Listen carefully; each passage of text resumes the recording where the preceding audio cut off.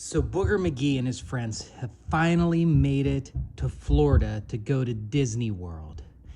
They are so excited. They've waited for a whole entire year to get to Disney World, and they thought they'd never get there, especially with the plane incident.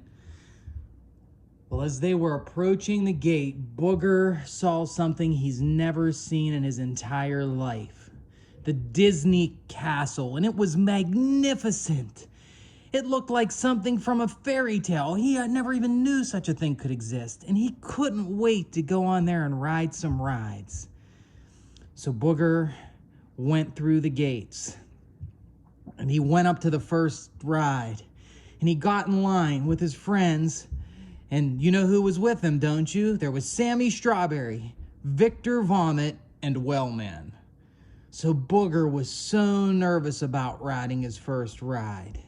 Now, this first ride was called It's a Small World, and it takes you all through this underground cavern with all these little people, and it plays music. It's a small world after all. It goes, it's a small world after all. And Booger keeps singing it over and over in his head, and Sammy Strawberry's bouncing up and down, and Wellman is like, I just hope there's not water because I'm going to dive in. And Booger's like, stop, wait, guys. We can't create any problems here because we'll get thrown out of the park. So Booger gets on the ride. Sammy Strawberry's with him, Victor Vomit, and Wellman. And Booger's just trying not to sneeze or have anything happen so he doesn't get thrown out. And all of a sudden, Booger went to sneeze and he held it in for the first time. So they love the ride, they get off the ride, and then they decided to go into Mickey's castle.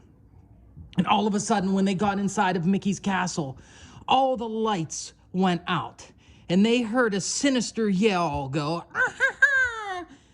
And then sirens were going off, and then they saw him with the glowing red in the background. They heard about the myth of Siren Head Mickey, but there he was. It was Siren Head Mickey. Siren Head Mickey had gigantic ears that blasted sirens. He was 40 feet tall and one of the scariest creatures known to man.